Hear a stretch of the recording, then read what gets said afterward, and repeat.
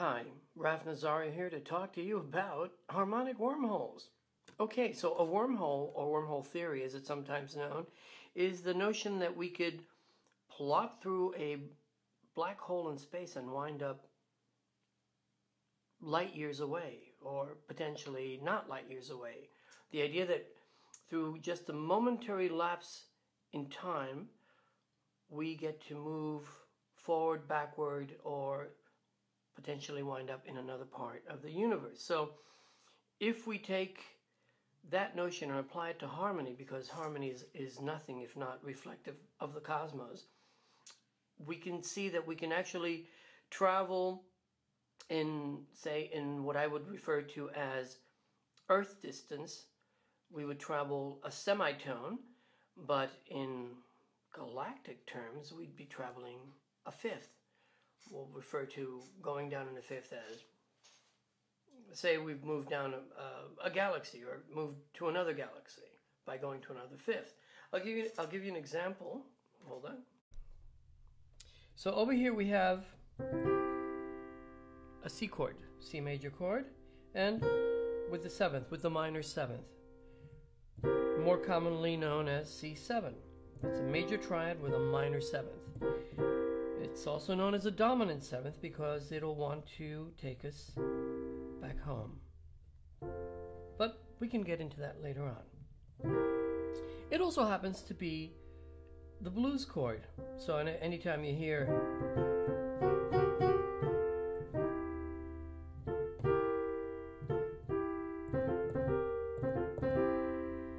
you're essentially playing a C7 or a G7 or an A7 or whatever kind of 7 depending on the key you're in.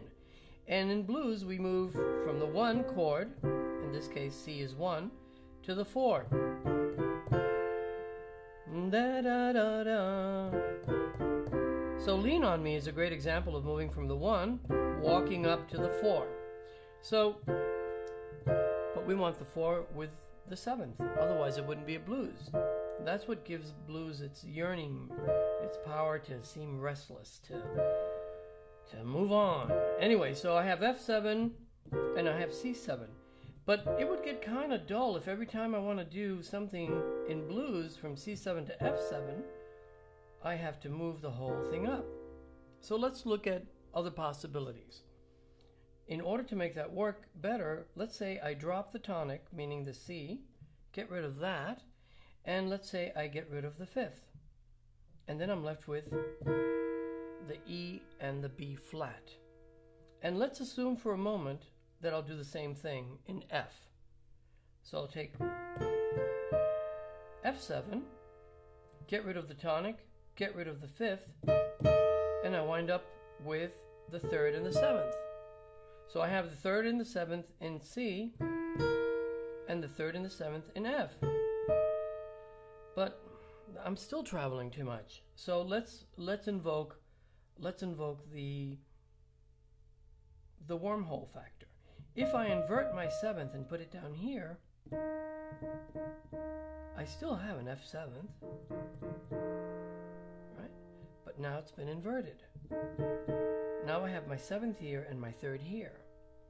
So if I want to go to the C, all I have to do is just go there. So now I'm in C7,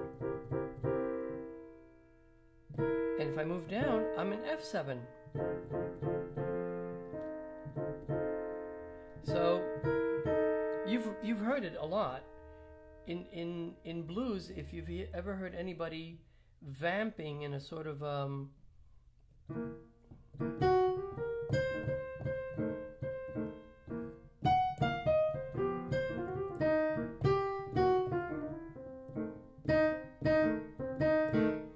so in blues, if you've ever heard anybody vamping like this, or creating a vamp,